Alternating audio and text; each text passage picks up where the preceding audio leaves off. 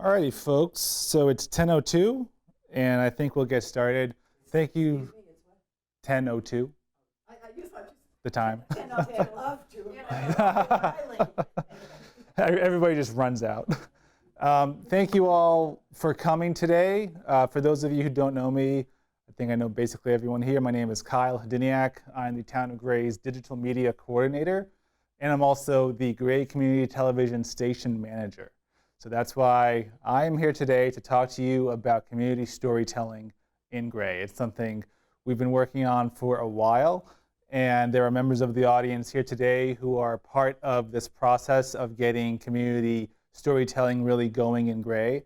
And for that, I thank you all for coming. Hello. Come on in.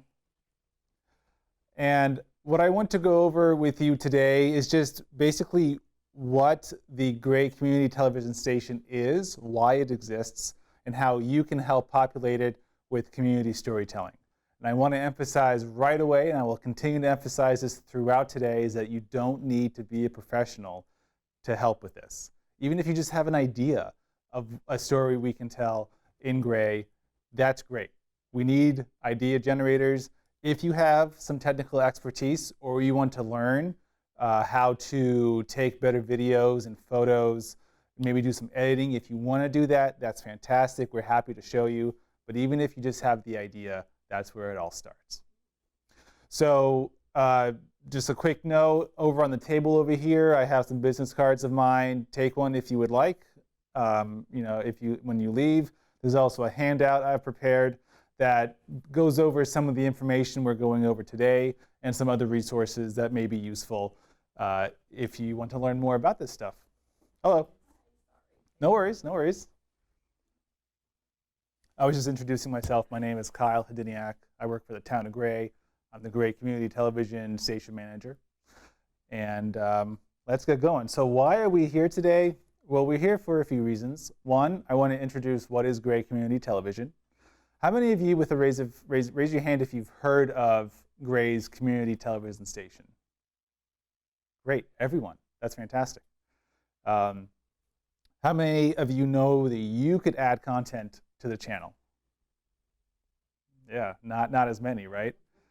That's why we're here. I want to tell you folks how you can do that. So we'll go over that. We'll go over how you can shoot material if you want for Gray Community Television and how to get stuff onto the channel. We're also going to go over some basic tenets of good photography and videography, should you want to shoot some videos. And finally, we'll get that material. I'll tell you how to get it onto a computer, and I'll show you the basics of a professional editing program that you have access to thanks to the Gray Public Library.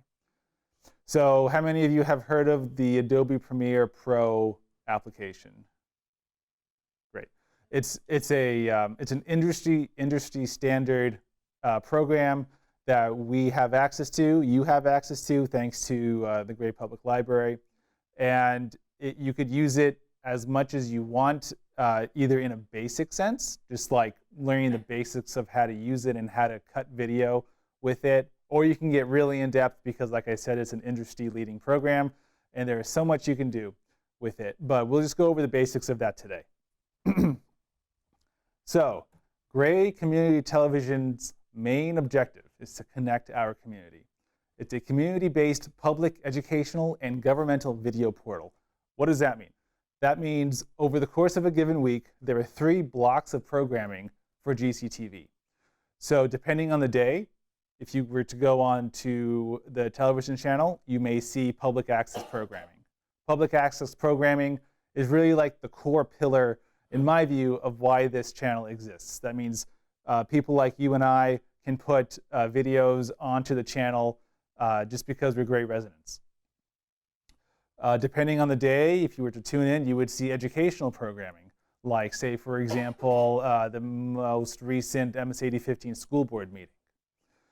And then, depending on the week, if you were to go on the channel, you would see government programming. And that's mainly just like town council meetings, other things that the Town of Gray, as the government entity, wants to put onto the channel. So those are the 3 fundamental pillars of our channel: public, educational, and governmental access. how do you watch Gray Community Television? We try to make it as easy as possible. You can go onto our website, graymaine.org/GCTV, and you will see a live stream of the channel that you can view on any web browser. You could also use any smart device, be it a iPhone, an Android phone, a Roku app, any number of other devices, to go to the Cablecast ScreenWeave app. You download it just like you would any other app on your phone, and that's how you can access GCTV live on your phone, or your smart TV, or your computer. I also want to note, one of the things I've been really pressing in recent weeks is that GCTV content is also available on demand on YouTube. So YouTube, of course, everyone uses it. I use it more than any other app on my phone. It's just so handy for the kind of on-demand viewing it allows, right? You can fast forward, rewind, access it on any app. And so recently I've been putting GCTV content onto the YouTube channel for the Town of Gray. And while I'm here, I'll just plug, you can also watch all other Town of Gray videos on the Town of Gray YouTube channel as well. So if you use YouTube, search for the Town of Gray, you'll find our channel. And it's a really handy place to consume video content. So I mentioned how GCTV is a public educational and governmental video portal.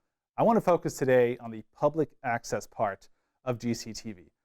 Public access meaning people like you and me can sponsor videos for the channel and get them onto TV, which I think is pretty cool, right? And we try to make it as easy as possible for you to do that. So it's important to note that public access programs must be sponsored by a Gray resident or a representative of a Gray business or organization. And they must be non-commercial. We don't want to throw half-an-hour ads on the GCTV, right? So what does it mean that public access programs must be sponsored by a Gray resident? That means if you have a video you want to put on the channel, be it maybe one you shot yourself or maybe a friend shot who lives elsewhere besides Gray, as long as you put your name to it and you sponsor it for our channel, you can put it on GCTV. Any questions about that?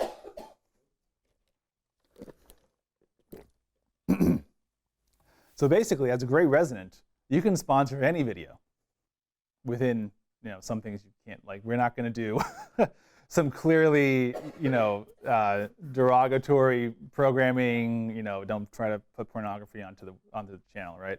So within reason, any video, or you can produce your own and put it onto the channel.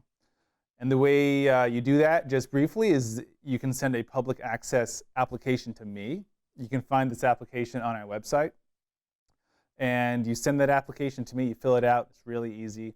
It'll take 2 minutes. And then you also need to get the video to me as well. And we'll talk more about that a little later on.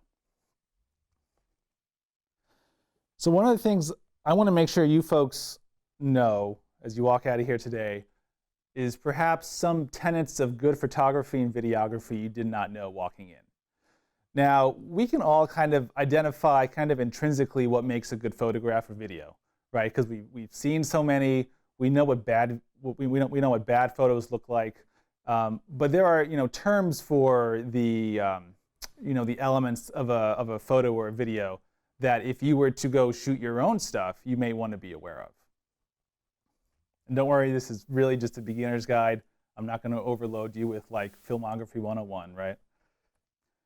So the first thing I want to touch upon is just composition. What is in your photo? So composition refers just how elements are arranged within your photo or your video. So who's heard of the Tenant rule of thirds? Yeah, if you have studied photography at all or videography at all, you will likely know about the rule of thirds. And that's really just referencing if your photo here was divided into 3 sections to make like a grid, how does each element in the photo align with that grid? So this is a photo of the town office, nothing particularly special about it. but you'll notice it has a decent look of symmetry to it in that right down the middle of the photo here is the doors. There are windows on each side. You can split the sign in the middle. It just looks fairly symmetrical, right? That's not to say that symmetry is always what you want to go for. Sometimes if you choose to shoot an asymmetrical photo or video, that could kind of just highlight perhaps your subject, what you're talking about, and to do it, to use asymmetry is sometimes what you want to do. But in this case, this picture generally aligns pretty well with the rule of thirds. That means it's well balanced. There are other kind of elements of composition, like using lines that are already in your frame to help draw the eye towards your subject. Like I said, symmetry, and making sure that actually what you want to shoot is in the frame, right? So if I were to take a picture of you all today, and I can't because I actually, for the first time in like 12 years, don't have a smartphone on me, if you can believe it. Mine broke, so kind of screws up my presentation today. But if I were to take a photo of you all, I wouldn't shoot over here. I wouldn't try to get half of you. I would want to get all of you nicely in the frame. And that's really what composition is all about. Yeah, Rady. So these are great tips. One thing I would suggest is if you think about how we end up watching these images on television these days, the 16 by 9 frame we're looking at is what's called a landscape angle. Yeah. Instead of what we're seeing here, which is the Portrait. Yeah, So exactly. when you're shooting your stuff with a camera that has that landscape, shoot it. Yeah, that's a great point. So does everybody know what Randy refers to when he says a 16 by 9 image or a landscape image or a portrait image? So basically, you see on like social media a lot. You see a lot of portrait videos. This is portrait, what you have Yeah. right now. It's vertical. Yeah. So if I wanted to shoot this picture in landscape view, I would just have turned my phone sideways and be able to catch more of a rectangle of what I was trying to shoot. So the picture is portrait, but the whole screen is landscape. Yeah, yeah. And so if you wanted to put something onto GCTV, just know if you were to shoot portrait, you would only take up a small part of the screen because usually TVs are rectangles, right? They're usually 16 by 9. So if you were to then just simply, I recommend shooting in landscape mode if you want to shoot something for GCTV, so that it just takes up the whole TV, right? Doesn't help your subject if they're not lit correctly. So if you choose to go out and you want to shoot some video or photos, just understand you want to have decent lighting, right? So in this room right now, if I wanted to take a photo of you all, I wouldn't be able to see you super well because there's no light coming down. There's really only light from the back window, which is not really helpful if I was taking a photo of you right now. But understanding the quality and the direction and the intensity of light is really useful if you want to properly capture your subject in a photo or a video. And natural light is always a good way to light a subject well if you have the ability to do that. I particularly like taking photos for a more dramatic look. I like to take them during like the golden hour in the evening where the nice sunset is really, making subjects a little more dramatic. But just remember, whenever you're shooting something, where's the light coming from? Is it properly hitting your subject? And if it is, great, because then your audience will be able to see them. But if not, maybe you want to move to a more well-lit room, maybe move outside if you can. Just something to keep in mind. So like this person here, total stock photo, she's lit pretty well. She's lit from above, looks like by natural light. She may have a light shining on her face, like an artificial light shining on her face, or maybe she's just lit naturally. But either way, we can easily see her, and she looks good. So that's a good example of lighting. Yeah. Just a helpful hint. You did mention this room, but if you were to shoot in a room like this and people literally just flip, so as opposed to shooting from your angle away, you've got a beautiful natural hue Yeah. Yeah, exactly. That's exactly right. So if I wanted to shoot you with proper lighting or better lighting than what we have right now, I'll probably just ask you all to turn around so that some of the light from outside could be hitting your face. Yeah, thank you. Or we could, yeah. Of course, when you do that, you're going to get big flat light Yeah, which causes shadows under the yeah, eyes. Two very different colors. Two between different the daylight and the colors. yeah. This is actually a tricky room to shoot. Yeah, it is. It is. So whenever you, I can't tell you how many times I've gone to shoot either a video or a photo, and then I go back and I start to edit the image, and I realize my subject was out of focus. It's the worst feeling, because then you got to go back and shoot again. But focus just refers to if the object of your frame is actually nice and sharp compared to, say, the background. So this is a great example. This was shot by one of our interns recently. Spotlight the Explore Gray sign because it's in focus. We can see it well. It's sharp. Whereas the background is nice and blurred. There's a nice depth of field going on, which means having the background blurred allows the foreground image to really stand out.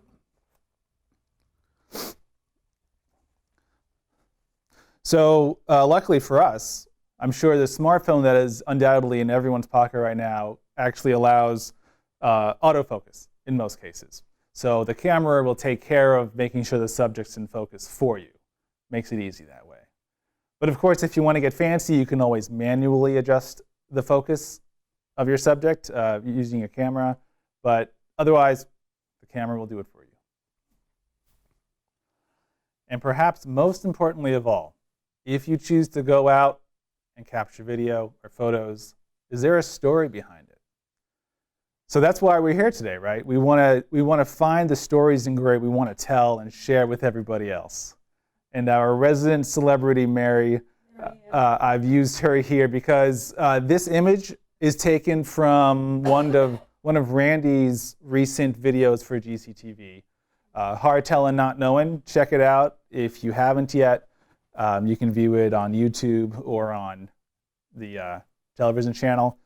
But Randy has a purpose for creating those videos, right? He's telling a story. And photos and videos sure are powerful storytelling mediums. And so Randy displayed pretty well. He had a purpose for filming. One of the videos Randy had focused on Mary and her walking, her Nordic walking. And he told the story of Mary's efforts in getting more people out in Nordic walking, which is fantastic. It's important. Some advice I would give you is this is a writer's maxim, but it also applies to capturing videos and photos, right? Now, part of Randy's video was Mary sitting down. It was an interview style of her talking about Nordic walking. In that case, she was telling. But Randy also chose to show Mary walking by shooting video of her walking, right? So it's always helpful to use the power and the intrinsic nature of photos and videos to help tell your story or show your story. One thing that I'll recommend for videos as well, and this is something that you can certainly get more help in, either from me or from other people who know such things. But when you want to create a video or you want to string separate videos together, it's good to have a variety of shots, right? A variety of shots that show your subject. So Mary here, Randy is kind of in a wide shot here. He's farther removed from Mary. We can see Mary. We see more of the background. We call that a wide shot. But elsewhere in the video, Randy was just interviewing Mary, and we can just see Mary, head and shoulders framed that way. Yeah. So one approach I would suggest if you've got human subjects, like Mary has a story to tell, I want to tell her story, is to begin with the interview and take your time, shoot a lot of what we call the A-roll, the interview, just talk. I think, Mary, we did a couple of different pieces where I talked to you, one in action while you were talking to people people, and the other one where we sat down in a quiet place and just kind of, really talked. Yep. And from that narrative, you're going to start to see, the pillars of the story come forward, which will suggest what you need for the visuals. So in terms of just very simple storytelling, begin with the person telling the story on camera, and then you can go and pull out the visuals you need and go get those visuals drop. Yep. That's a great point, Randy. Yeah, the difference between A-roll and B-roll is vital. So Randy just mentioned A-roll, and that's kind of like the primary video you want to shoot, where Mary was talking about her Nordic walking. But then B-roll, who's heard of B-roll before? B-roll. Yeah, so if you watch news broadcasts, they use B-roll all the time. That's where you have the anchor or the reporter talking, and then you're seeing like a sequence of video about the topic the anchor or reporter is talking about. So it's just designed to keep your attention focused on something while they're talking. So in this case, I believe this shot was of B-roll, of just Mary walking. And I think she might have been talking under this B-roll. So it's it's useful to keep your audience engaged. Here's another really interesting point, right? I just saw Mary, I was going to interview Mary, and I saw her walking as I was driving to the interview. So I pulled in the gas station, I pulled out my iPhone, and I shot this as she was walking by. Nice. In other words, you don't have to be fancy with it. Yeah, It's not at all. Covering the story. Yep. Any way you can, right? iPhones work great. That's why I looked a little mean, because I saw this man doing it, and I can't see very well. I couldn't see his face. I can see a person, but I can't see who they are Yeah. at a distance. So that's why I looked a little disgruntled. I should have asked permission first. It was too good of an opportunity to pass up. Yeah.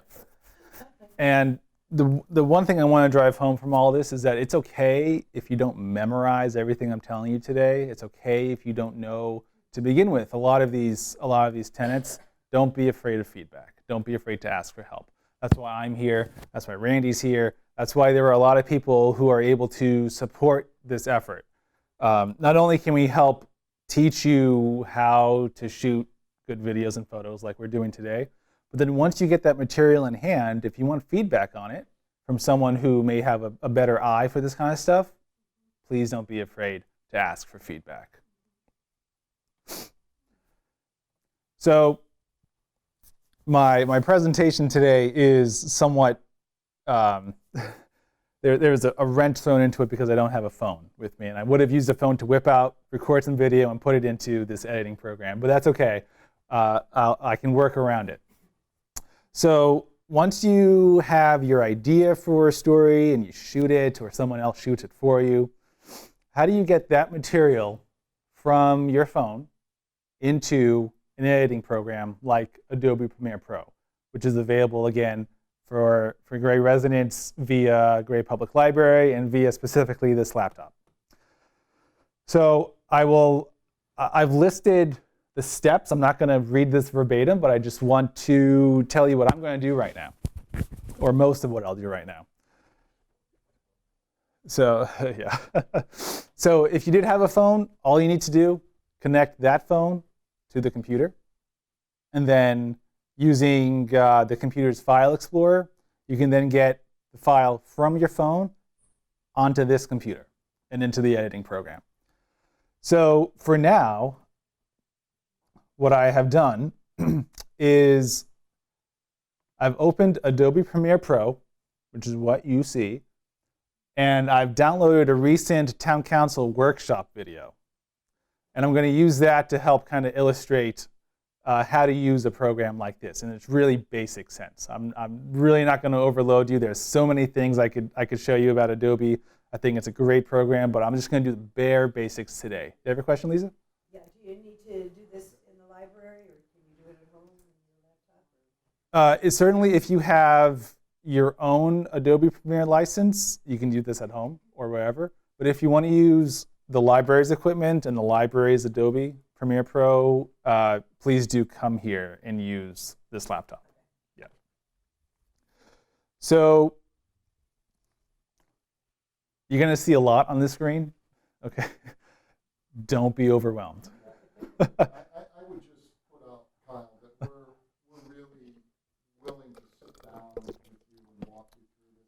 Yeah. It's complicated at first, but once the basic workflow Yeah. happens, you'll see that it's really more about the storytelling piece. Yeah, exactly. A one-to-one work with.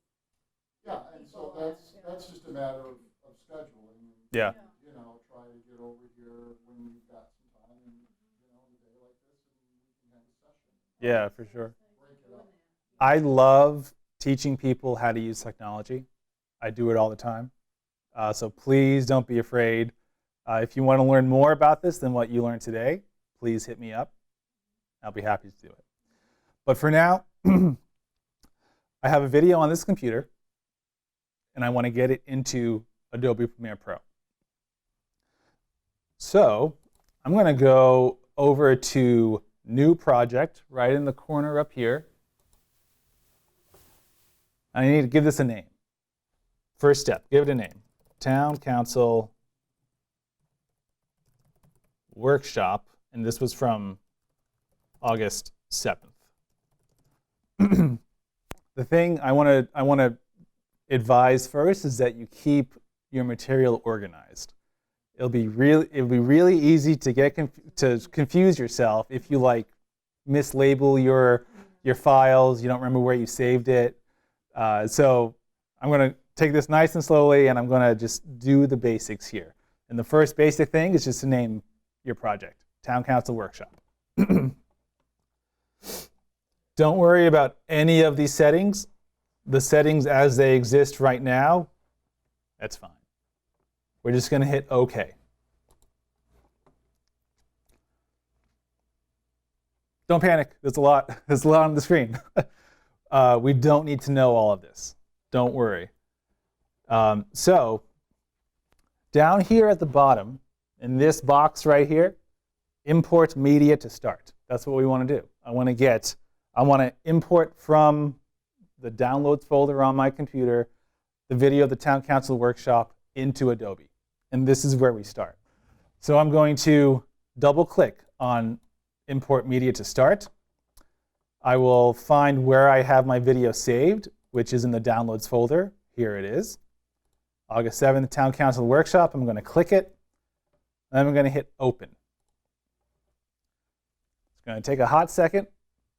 But now, just like magic, this nearly 2-hour-long video is now in Adobe. And we can start to do whatever we want with it. So to start working on a video clip like that, I'm just going to click on the video and drag it over to this box right here, which is the timeline. So it says drop media here to create sequence. That's what I'm going to do. I'm going to click and drag and release the mouse, and there we go. So Adobe Premiere Pro is a timeline-based video editing program, which means you're able to view your video as long as it is, and this one is almost 2 hours, and you will be able to then edit it as you see fit. And trust me, with this video, there is some editing I would like to do. It's nearly a 2-hour workshop. Like there's some editing to do. So you'll notice right here, there are 2 bars. One is like a solid blue going all the way. The other, it has like peaks and valleys here. Does anyone know what this bottom bar refers to? Yeah, sound. It's this is the audio of your video. Okay. So first, you can just see. We'll just see what this video is like. We were retiring some vehicles, so we have less vehicles to maintain, and this vehicle would basically serve the function. So this is a Town Council Workshop from August 7th. And let's say like this is a long video, including a gap where they took a recess. And so there's really nothing here for, I don't know, like 5-10 minutes or so. So now that we have all of this in Adobe, we can start to remove pieces of video we don't want. We can maybe play with the sound if we want to. And then finally, the last thing we want to do when all of our editing, our basic editing is done, we want to get the video out of Adobe and over to me. And I'll show you how to do that. But for now, let me just kind of illustrate how to, say, remove a section of video you may not want. So if I was editing this video and I wanted to get it onto the channel, I would want to remove this gap. This gap right here doesn't do anything for anyone. So I'm going to get rid of it. And so the way we do that is we use the cut function. We're going to cut that part of the video out of our timeline and just get rid of it. So I am going to click C on my keyboard, C for cut. And I'm going to go to the spot on the timeline where my "We'll be right back" graphic starts. And I'm going to find the beginning of it and then just click. And with that done, you'll see, it might be hard to see from where you folks are, but there's a line right where I chose to cut the video. By cutting the video, I am now able to move that video anywhere else in my timeline. It is now independent of the rest of my footage. So cutting that, pretty easy, right? I'm going to now cut the end of that graphic, and we'll see it ends right about here. I'm going to hit C on my keyboard and click right where the end of that graphic is. And now I have a piece of video that is totally independent of all the other video, and I can now remove it. So I'll right click on this. I'll right click on the piece of video I want to remove, to delete. And here someplace I hit clear. So let me do that again. Right click on the video I want to remove, come up to clear, like clear it away from the timeline. And there it is, it's gone. Yeah.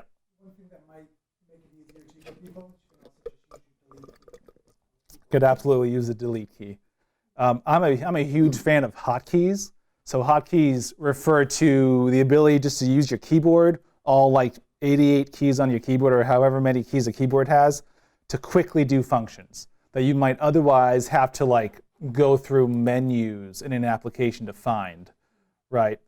So let's see. Trying to find. So where does it go? Can you retrieve it if you want it later? So if you make a mistake and you want to redo the action you just did or undo the action you just did, using the hotkey Control Z. If I hit Control Z right now, it goes back onto the timeline. So what if I want it next week? It is stored still in the program. I would have to look to see exactly where it's retrievable. Do you know? I do. I teach this class. Please. Okay, perfect. So everything in your editing platform is non-destructive. Nice. So this is just essentially like a road sign, if you will. So your media is going to be living on your computer, and it will always be there. So if you just, over in the window where he imported his media, if you just double-click the piece of source media, the actual video that you started from, the clip is still there and it's still accessible right in the project, but in the timeline you just removed it. Nice. So you still have all the source stuff, you can always add it back in, and you don't have to really worry about losing it in that capacity. Perfect. Perfect. And yes, thank you. This is certainly things that we can go into on a one-on-one tutorial if you want to. That's a good note to have. Like don't worry if you accidentally delete something, because it is retrievable. And I would point out that this software, you should think of it as a tool, not just a tool for doing sophisticated storytelling, but you can do things like just layer a graphic on the beginning of the show. Yeah. Credits at the end. I'll do that. If you Yeah. just want to layer some music on. It's your elements into something new. Yeah, for sure. It's industry leading for a reason. It can do many, many things. As experienced I am with using it, there are things I don't know, right? And you could take hours and hours of classes to learn. But yes, Randy's absolutely right. And I'll show you how to do a couple of the things he mentioned just now. But you'll notice now that I've deleted the majority of the "we'll be right back" graphic, there's now a gap in my timeline where there is just black. And we don't like that. So I'm going to click on the end of the video here on the right, and I'm just going to drag it until it connects with the other part of my video. And now there is a seamless connection. It's going to be there for a second, and then we're going to come right back. I could have cut more of the graphic, actually.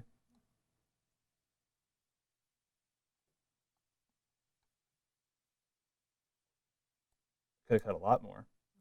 So this is a great example of something else I want to show you. The timeline here, you can see basically all of your video, but if you want to get closer, if you want to zoom into your timeline so you can do a more precise edit, that's also easy to do. So when you have your timeline selected here, you're looking at it. If you were to hold the Alt button and then zoom in with your mouse wheel, see how the timeline is getting bigger and bigger. I'm able to see a more precise view of it.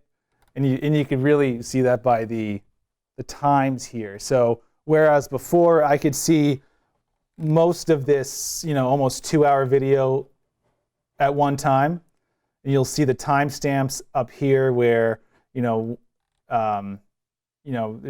0 minutes at the beginning here, and then 17 minutes right here, 34 minutes into the video here, 51. I want to get really deep down further to do a more precise edit for where I just cut this video. So I'm going to hold Alt and zoom in with the mouse wheel, and now we get a much more precise look at how long this graphic is. So I'm going to do another cut, and I'm going to remove most of this "we'll be right back" graphic. So I'm going to hit C, and you'll notice when I hit C, my mouse icon changed to something that indicates you're about to cut something. So I'm going to cut right here, and then I'm going to cut right here. And now I have, oh, did I cut it? Cut, okay. So now I have these two fragments that are highlighted right now that I want to get rid of. So I can either right-click and hit clear, or I can use the handy hotkey, which is delete, and on this keyboard it is right here. Like Word stuff, like Microsoft Word?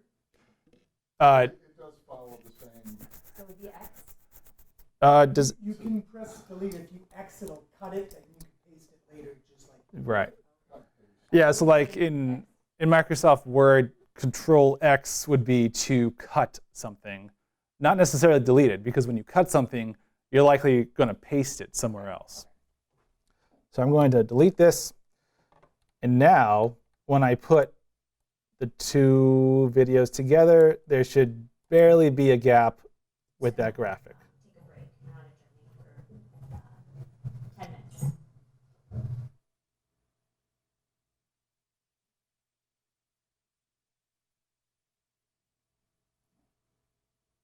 Perfect.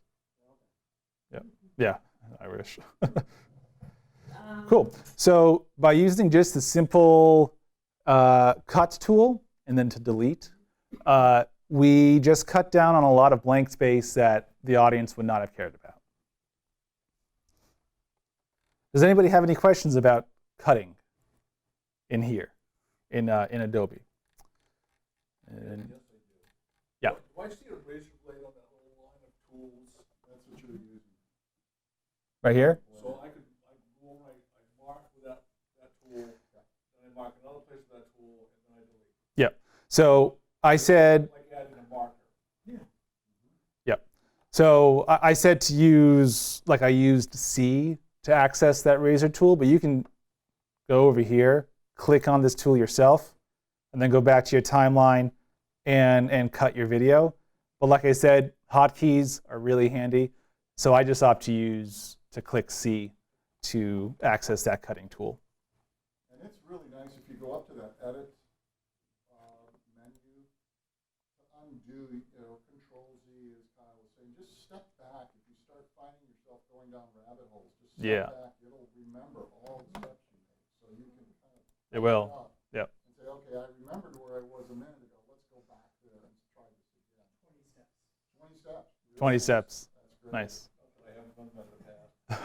To go off what you would ask, the cool thing about programs like Premiere is if you're an editor, there are so many different styles of editing. So, Kyle mentioned hotkeys. I've been editing professionally for, 25 years. And I'm also a hotkey guy. I love it. Yeah. Oftentimes, if you're new to the software, the hotkeys can quickly become overwhelming. So there's a button for everything with the hotkeys.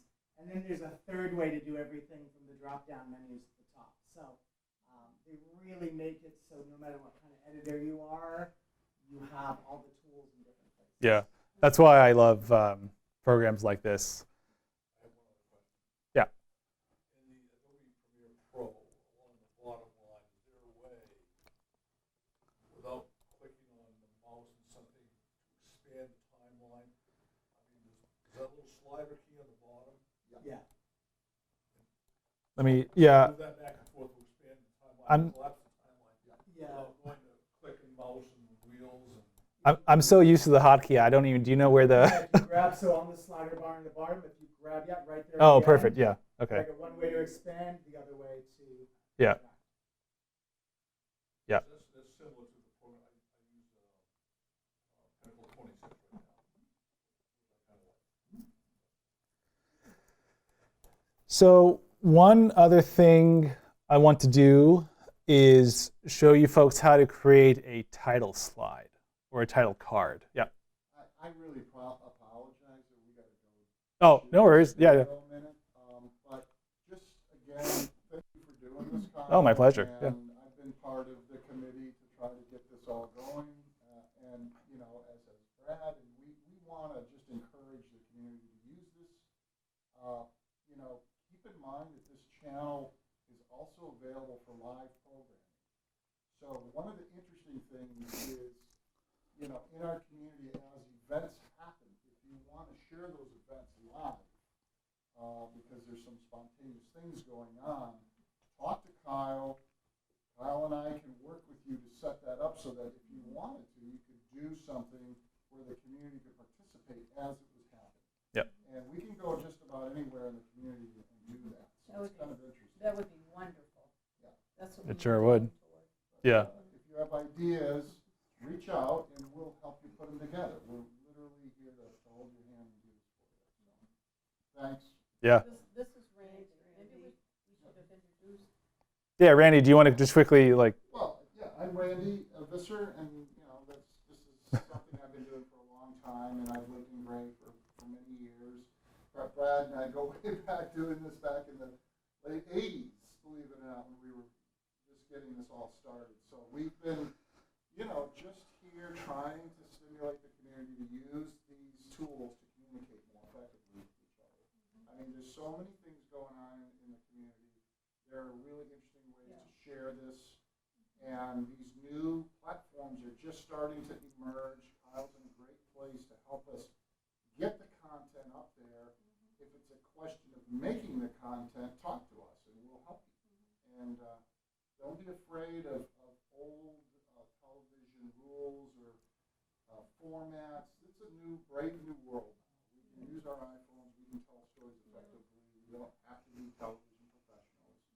We can do this. And we're really interested in the town's supported it in a great way that we want to now engage and show the town, the community, that this is something we value.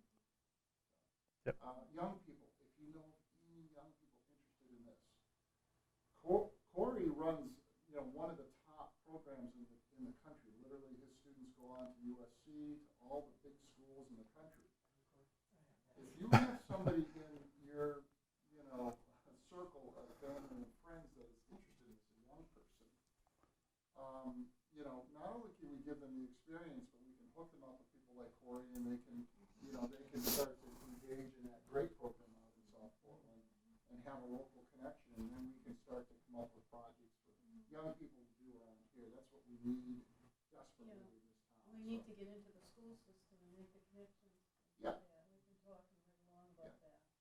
young people, you know, are everywhere. It's not just schools. We can engage them on any level, anybody.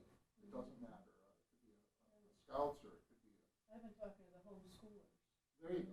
Those, They have several, in fact, one was supposed to come today with his mother. Oh, yeah. And I'll follow up with them immediately. we get a couple projects going, and people will see it and start talking about it, and then it'll happen. Thanks. Cool. Cal. Thanks, guys. Thanks, Corey, Randy. And now, see you later. Goodbye. So what we've done so far is we've taken the video from our computer, put it into Adobe. We figured out what we want to cut out of the video. We did that.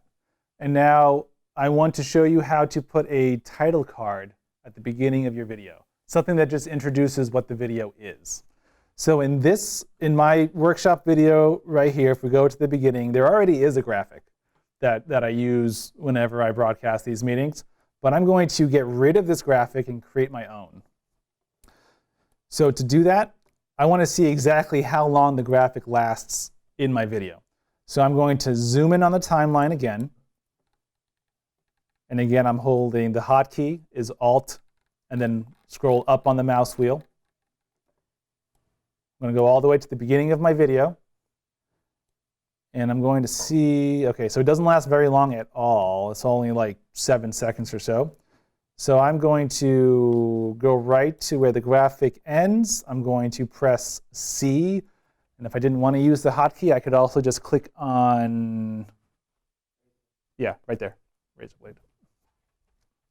But I'm going to hit C. I'm going to cut and delete that. And now I'm going to drag, I'm going to leave the video right where it is. You'll notice there is now a space, a blank space where the graphic just was. But now I want to put in my own graphic, one I'll make right in Adobe Premiere Pro. So to do that, you might notice at the top here, I'm currently in the editing part of Adobe. But I want to go over to Captions and Graphics.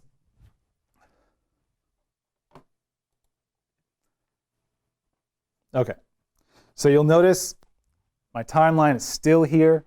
I can still see my video. On the right-hand side is a long list of different kinds of graphics I can use. These are graphics that are included in Adobe Premiere Pro. And there is quite a variety. I want to find something simple. So here, basic title.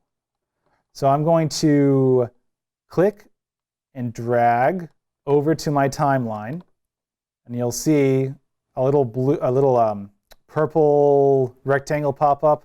I'm going to release my mouse, and suddenly, bam, I have a title card in my timeline, and you'll see it right here. It's even called Your Title. Okay. So I don't want to say Your Title here, so I'm going to go over to this window, and I'm going to click here, and I can now edit the text of this. So I'll just say something like Gray Town Council Workshop, August 7th. Accurate, not flashy, but it's accurate. I can change the font if I want to. So one of the things I pay attention to in my job is making sure all public-facing town materials uses like the same visual style, and that includes using the same font. And that font specifically is Palantino Linotype. So I'm going to select all my text here. I'm going to go over to the right-hand side where the current font is Myriad Pro. I'm going to instead type in Palantino, and I don't even have to type the whole thing. It's right here on the list. I'm going to click on that, and I'm going to do it again because it didn't take the first time. There we go. So I just clicked Palantino Linotype. It changed the font of my text, so now this looks a little more in line with other town materials. You can add a lot of things to a title card, text, images, other things I won't get into today. For now, I just want to show you how to put text on a title card. And that's what we just did. So now I want to make sure in my timeline there is no space, there's no gap in between my title card and my video like there is right now. There's like, 2-3 seconds or so. So I'm just going to select my video clip. I'm going to click and drag this closer until it aligns itself with my title card. I'm going to let go, and so now there is no space in between the graphic and the video. How can you do it the other way? But- Increase the length of the title? Oh, yeah. So if I want to increase the length of the title card, I just click on the title card. Make sure when you click on it, it will highlight in a white box. And then I will take the mouse and I will go to the right side of the title card. And you'll see the mouse turns into like an arrow with a bracket. That means I'll now be able to extend the length of the title card. So I'm going to click and drag. And I can do this for as long as I want. And once I release, that's how long the title card is going to be. Now it's overlapping with my video. So I'm gonna hit Control-Z to undo that. But Brad's totally right. You can have title cards be as long or short as you want. So I'm going to make sure the video is aligned with my title card so there's no gap. And that looks pretty fine to me. The last thing I want to do here is add some kind of transition between the title card and the video. Because right now, title card 1 second, and then it just goes right immediately, no transition to the video. I want to have maybe a dissolve effect or something like that. So how I will do that is right here, I'm in captions and graphics. I want to go now to effects.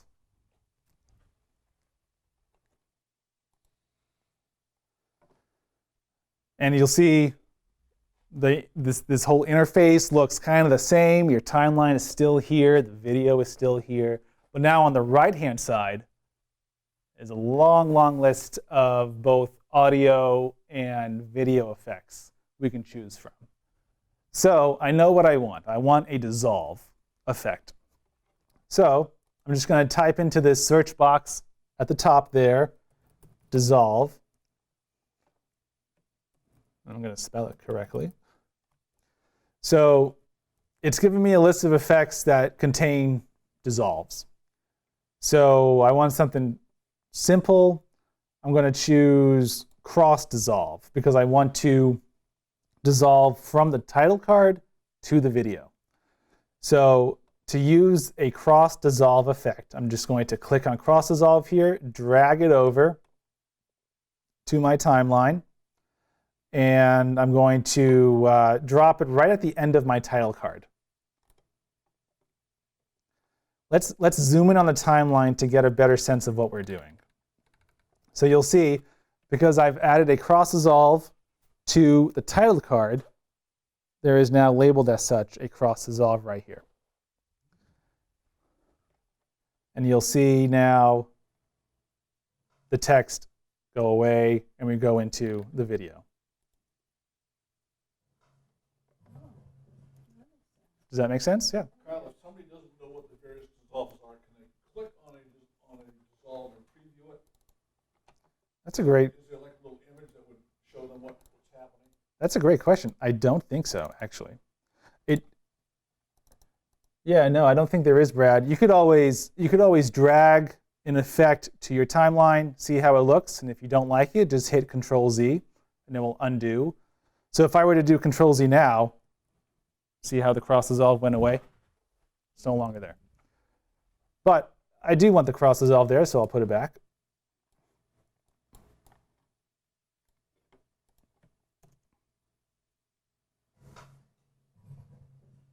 Afternoon. Okay. Pretty cool, huh? I really appreciate, as someone who uses technology all the time and who edits things a lot, just how easy this program makes it. And again, we're hitting the basics here today. You can get a lot more in depth. But look at what we just did. We put a video into the program. We cut out a blank spot of the video. We added a title card. And now, like, the audio is pretty good. You could hear it pretty well. There are ways you can make the audio louder or quieter. I think I will touch on that because that's important. But then otherwise, we're done. We can get this video off to me to put onto the channel.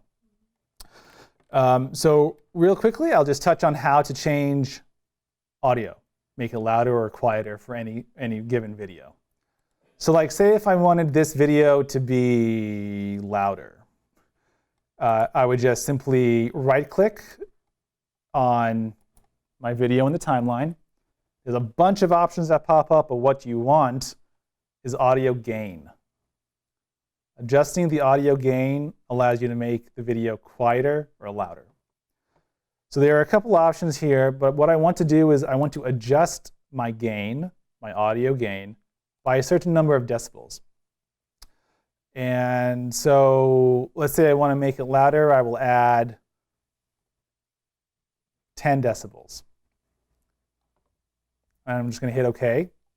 And before I hit OK, I just want you all, remember, this is your audio track here in the timeline. When I hit OK, because the volume will be louder, you'll see more white here on your audio track, indicating there's more volume. It went up slightly. And it's maybe a little louder, so. Just want to welcome everybody to. So you'll notice there is a little meter here to keep track of your audio. If this meter goes into the red at the top, that means it's too loud. If it's in the yellow, it means you're getting too loud. If it's green, it's great. So we'll see where we are now. The Town Council workshop of Monday, August 7th, 2023. Okay, so we're not in the red, we're still in the green, maybe approaching some yellow there, but that's okay. We'll leave it as it is. So now let's just zoom out on our timeline just to make sure everything is kosher. This all looks good.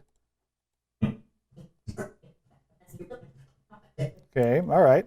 We're in good shape. So now let's get this out of the program and off to Kyle. Yeah.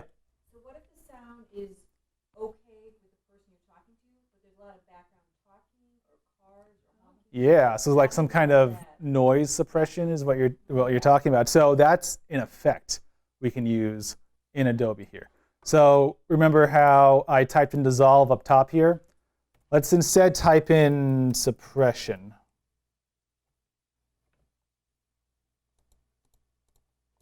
It's here. It may be called, yeah, okay. So it's called, under audio effects, denoise. Right. Denoise is also a de-reverb, which reverb is kind of what you hear when you're talking in a loud room, and it kind of like, not quite echoes, but it's just like kind of annoying to listen to. These effects, when applied to your video, can help get rid of that unwanted audio.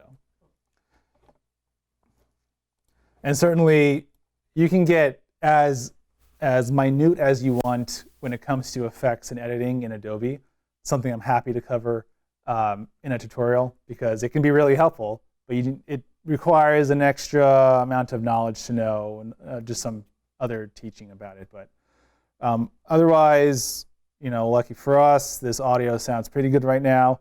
Let's get it out of Adobe and off to greener pastures. Can you do just a little piece of the audio, or does it affect the whole thing? Yeah, so you can certainly, because this clip right here on my timeline is one long clip, as you can see it being outlined in white, all of this. If I wanted to alter just a small portion of this video, what I would do is I'll go to a random part on the timeline here. Let's say I wanted to make maybe 5 minutes here quieter. Let me turn down my volume first. I will use the cut tool. I'm going to hit C, mark my first cut, and then I'm going to mark a second cut. And this is the area I want to decrease the volume.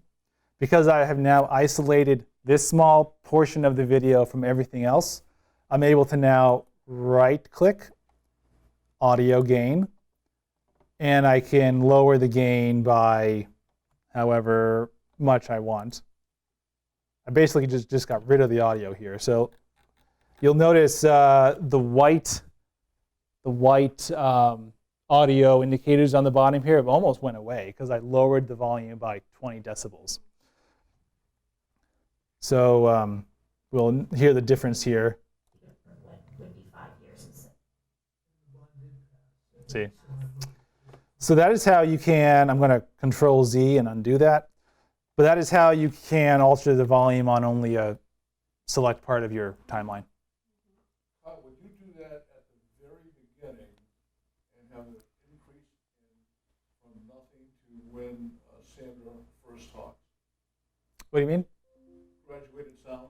Oh, yes, you can certainly have an audio effect where you ramp up your sound volume. So say you can start quiet and then go up higher to a certain point. So you do that with you use the cut tool, or can you like mark on the sound line? You mark on the sound part of the timeline where you want that to happen. And click and drag with the mouse key? Yeah, you can. And I'm happy to cover that in a I'll separate. sometime. Yeah. So this video is good to go, I think. So we're done. We want to get this off to Kyle. We go up to File at the top here, and we go to Export, as in get the video exported from Adobe to your computer. We're going to export and then Media. There are quite a few options here. There are quite a few export settings you can change if you wanted to, but basically all the default options are fine. The thing I do want to call attention to is here is where you choose the format, the file type. This could be a variety of things. It defaults to a .avi format. I don't like that. I want to change it to MP4, which is a really common file type for videos. So I'm just going to select from the drop-down menu. Again, a lot of options, but what we want to change it to is actually a H.264.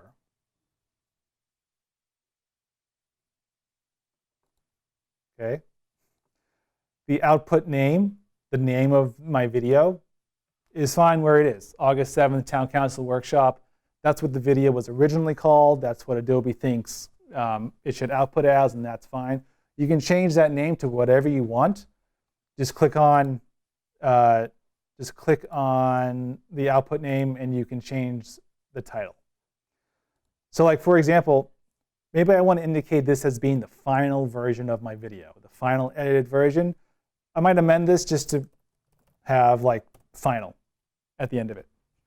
Again, staying nice and organized is really our goal here. That looks good to me. I'm going to save it in the videos folder on my computer. I'm going to hit save. And everything else is all set. We can review our video one last time using the little header right here at the bottom, just to like quadruple check everything looks good. It also shows you the total length of your video, which is handy. And finally, we're going to click export here at the bottom. This may, nope, it's still going to be in Adobe. You can go back and edit it again if you want, no problem at all. This is going to take a hot second, but then once it's done, I can show you kind of how to do the next step. Well, did you say you're recording this whole thing? I am, yeah. So you're going to be able to see this and go over it and stop it Yeah. on your, Let me just make sure I am still recording because I've been talking for a while. I sure am. Cool. Okay. I didn't want you to get up, Brad. you'll be able to access it at home, right? And go over it. The video, the recording, yes, absolutely. Right after this event is done, I'm going to take that camera, I'm going to bring it home, I'm going to take the video, put it onto YouTube, and it'll be available on demand. If I screw something up between now and the end, maybe. We like to keep it raw here. So they're all there, so like if I came to use that computer, I can find everything that everybody's ever done there? Or do you log on your own person? No, you log on to the public account here, you just create your own project. So, yeah, each time. You don't want to, I mean, I wouldn't want to go in and try to get into other people's Adobe files. You can just create your own, and you may be able to password protect it if you wanted to. But otherwise, this is just kind of like a public terminal. While this is exporting, I just want to note over here, the library does have equipment you can use really with your phone. If you want to go out in the community with your phone, if you want a microphone to go with your phone to get better audio, you can do that. If you want to use something like this gimbal, which will keep your phone level even if you're moving around, we have that too. Yeah, it's pretty cool to And use. Josh would be able to, when you check it out, show you how to use it? Yeah, we can certainly make sure you know how to use this. But the point is, this material is here for you to use. So not only do you have editing equipment, but you also have the means to produce, higher quality videos than maybe what your phone can just do by itself. And There will be some kind of catalog. when Randy went with me to Rockland, when I spoke, he even had little microphones that went down, Yeah. down here and did it after they were all seated. But hey, Yeah. story. But, I'm wearing one right now. Yeah. that worked really well. Is that Yeah. part of the package? Yeah. So like, He brought that, and he brought an easel, the camera. so there's actually more convenient microphones than the ones that you attach and like run up your shirt, right? So Yeah. this one attaches right to your phone and wirelessly attaches to you. We have a couple of those. We want to make sure those who want to put content on the channel have the ability to do so in the way they want to, right? We're not just relying on people whipping out their phones and taking a video that may have like poor audio or not edited, right? We want to give you the tools to make this work. For mine, I'm interested in just being a host, nothing else. Yeah. And I was wondering if we could schedule another time, in the future, when the ones that are interested in doing the videotaping and the editing could come. I could host a short thing, and you could explain all that and how to use it. Yeah. And then edit it. And Randy's willing to do a workshop like that too. Yeah. That sounds like fun. Yeah, So certainly. if anyone's interested, let Kyle know. And kind of a hands-on, Yeah. just exploration. Is You're it- waiting to do a thing for Live Edge, right? Yeah, I have a list of ones at Morrison Center. Yeah. Where I just stop in for coffee and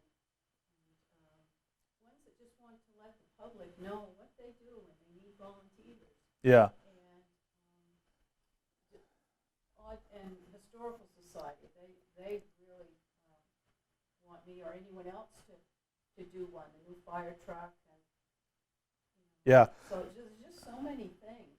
And like I said in the beginning, even if you don't have to do any of the technical stuff, you don't even have to record videos or edit anything. If you have an idea, pass it along.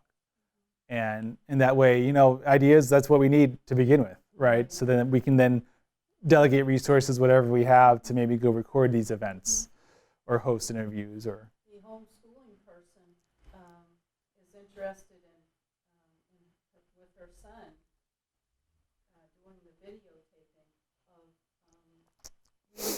older people in the community talk about their younger years, maybe do canning. Yeah. Just a variety, but she's especially interested in people that are still alive, but maybe at the 90 to 100. Oh, yeah. To talk about Greg, and we have many of those people. Yeah. So it'd be nice to get those stories recorded like other communities have. Yeah, absolutely. It sounds like a treasure trove of really great storytelling opportunities. The other thing I'll note, and while we wait for the 3 minutes for this to do, is upstairs in the town office right now, we actually have a green screen set up. So I don't know if you folks know what a green screen does, but it's basically just a sheet that is green that you can then shoot someone up against, and then you can put any kind of background you want onto that screen. So like if I want to shoot a video of Mary against the green screen, I can then place in an image of like the town office, or place an image of like, I don't know, Main Street or something like that. Just shoot the Eiffel Tower. I could put Mary in France. Travel. Yeah, she can travel all over the world if she wants. Second floor? Yeah, that's where it is right now. It is movable, so if you ever want to do something with the green screen and our 2 lights too, I can bring that set up here, town office, and that's available. That's pretty cool that we have our use for that. I'm using it right now for some town councilor projects, and it's available for folks like you and I to use. So that's something else in our toolbox. So it's available during town office hours.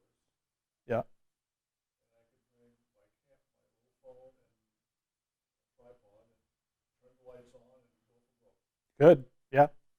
Have fun with it. That'd be great, interviewing someone else and then later putting the background, Yeah. on it. Yeah. Yep. Absolutely. So let me describe what we're going to do next. This video will be done exporting in about a minute. Once that is done, it will be on our computer, on this computer. So the next step would be to somehow send it to me. And there are a couple ways you can do that. So you could either bring your own like USB drive, the thing you plug into the computer as like a flash drive. You could put the video you just exported onto that USB drive, bring it to me, and I will be able to do whatever I want with it. Or you can use something like a Google Drive account or a Microsoft OneDrive account, some cloud storage. Put the video in the cloud, send me the link, and I'll be able to download it. Certainly the most direct way would be the cloud option, but if you don't have an account or you don't know how to upload something to the cloud, I could show you, or you just don't have to do it if you don't want to. You can put it on a USB drive, send it to me. Or I can come here, get it right off the computer myself. I'm happy to do whatever is best for you to get video onto GCTV. So this is now done. How long will it stay at 100%?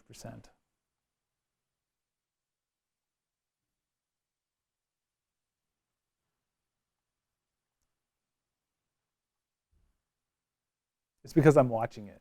That's why.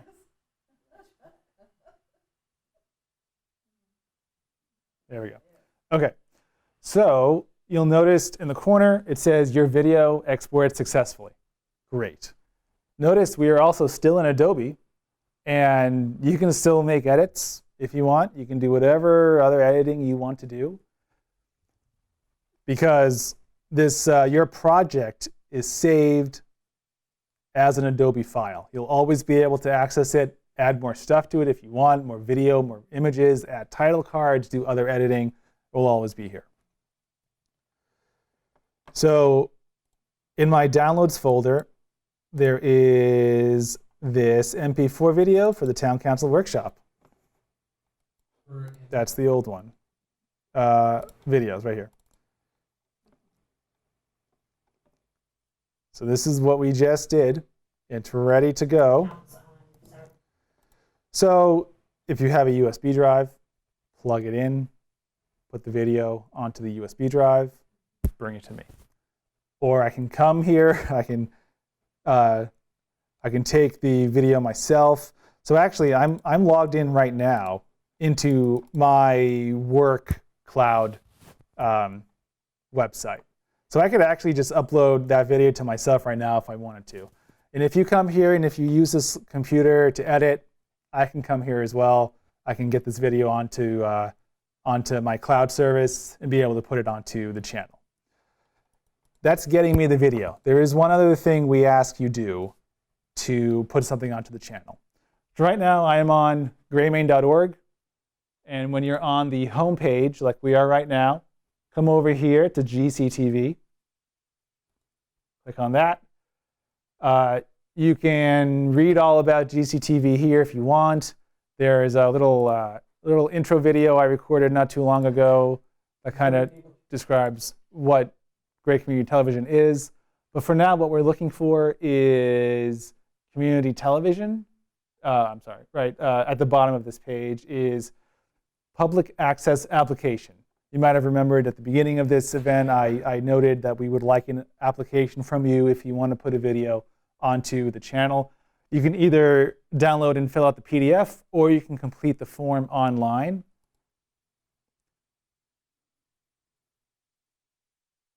Hey, I sure do have permission. Yeah, I guess so. I got to give myself. Yeah, I guess so. Well, okay. In any case, well, this is basically what it would look like. This is the Gray Public Access application form. All we ask is that you assert this is not obscene material. You just give the date, the title of your video, your name. So that's for each one you submit. Yes. Yep. So in this case, you are the producer. So I want your name, your address, your phone number, and your email address. And that will allow us to get in contact with you if there's an issue with your video. It's important to note that because this is a public access channel, Gray, the town of Gray, is not liable for any trouble that comes from your video. If someone takes issue with the video you've sponsored for the channel, it's your problem. Okay. Yeah. Legally it helps us. Well, I haven't heard anything back on anything I've done, so Yeah, it should be no. okay. We have not had a problem so far, so I would like to keep it that way. As long as it's not obscene, then we should be all set. But otherwise, complete the application, send it to me, and you'll be good to go. That is, Once we do that, how long before it comes up? as soon as I get the application, I'll see it, and I can put it up within a couple minutes. Schedule it for whenever there's a free slot in the schedule. There are a few open spots in the schedule, so that's not really an issue. That's a lot of information we've covered today. Any questions about what we've covered? This is recorded again. Are you leaving? No, yes, I do. I have a question. Yeah. I want you to take my phone, Oh, demonstration, yay. and what I did is in my gallery, I just have that like a little 15-second thing of you. Okay. Do we have? Would you take my phone? I hope this. The universal thing for it underneath there. I hope this cord. I brought this cord because I. Or send it. I need to send that from the phone to my computer, so I can. Or send it to the cloud. Send it wherever. So when I come to the library, I can pull up that little clip of you and edit it. Yeah. So what I'm doing is I've plugged Brad's phone into this computer with the USB cord, and I'm going to find Brad's phone in the File Explorer. And hey, I used to have an S9 too. Let me, yes, allow. If I click on the gallery and you click on the share option. Yeah, that may be how we have to do this because I don't. Oh, okay. So I'm gonna pull the video off of Brad's phone, and I really hope I don't stumble into a folder I'm not supposed to look at.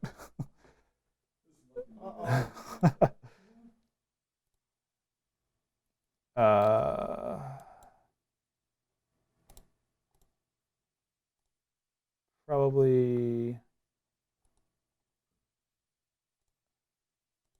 Click on the data. Probably tell you Here, I think it's this one.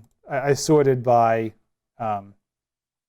date taken. So I'm going to get this video from Brad's phone onto this computer. Yep, okay, good. So now I can disconnect Brad's phone because I have the video on this computer. And I'm going to go to Adobe Premiere. I'm going to go over to File, and then New, and then New Project. And I'm going to label this just Kyle because it's a video of me. Yeah. And Adobe's going to open up here with a new window here.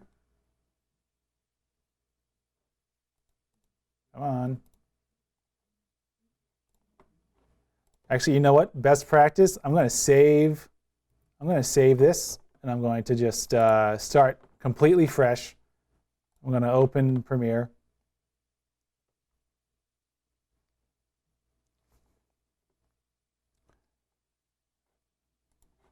New project. Kyle. Okay. And so remember, it wasn't too long ago we did this. Import media to start. I'm going to double click right there. I'm going to go to the videos folder on my computer. I'm going to find this video from Brad's phone. I'm going to hit open. And then I'm going to, so the video is here, so that's great. I'm going to drag it over to our timeline, drop it in there.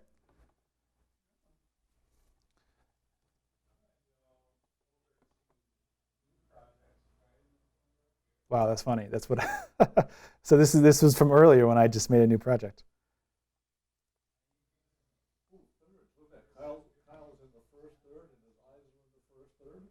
Yeah, Brad, you're a master photographer. So you'll notice this audio, because Brad was in the back of the room, audio is not fantastic. So I'm going to raise the audio gain by right-clicking on the clip in the timeline, go to audio gain. I'm going to adjust the gain. I'm going to raise it by, let's try 15 decibels. I'm going to hit OK.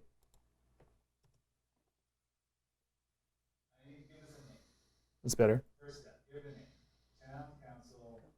Yeah.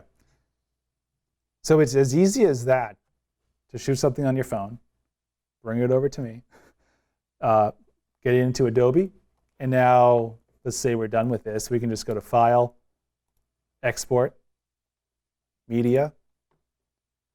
We're going to make sure the format at the top is in H.264. I'm going to change the output name. This is what Brad's phone automatically labeled the file as. I'm going to change that to be something more readable. So when I click on that, this will allow me to change the name. I'm going to just have it Kyle.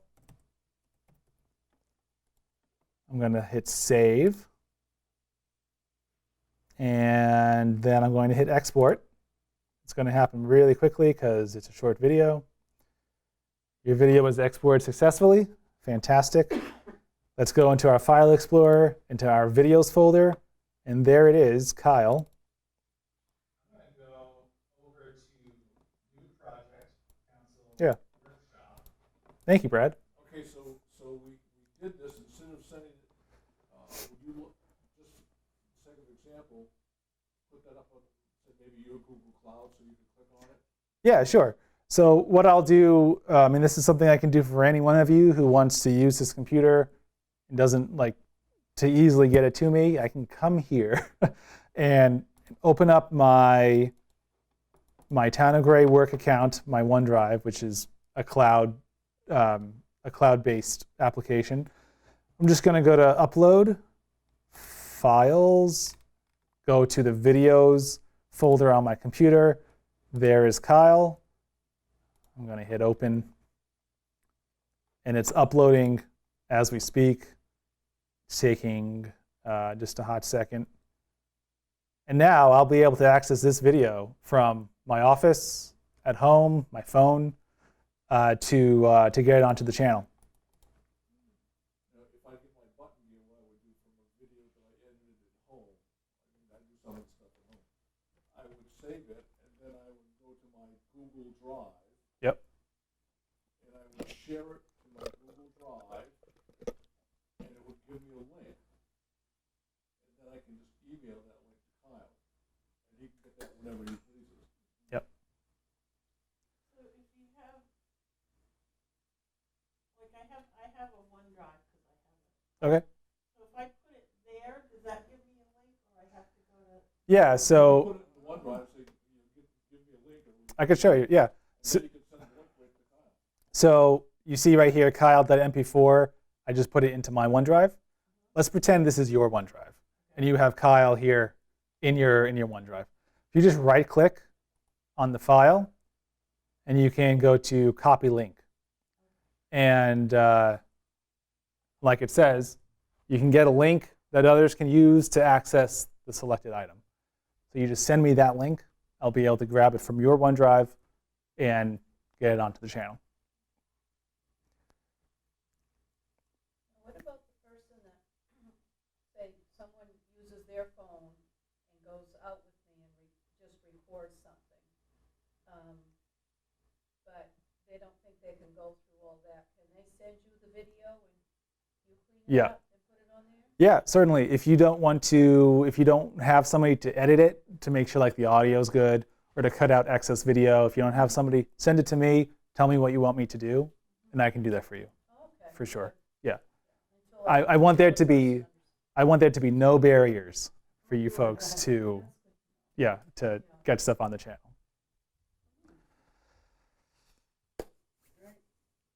I've taken a lot of your time. Thank you all for coming today.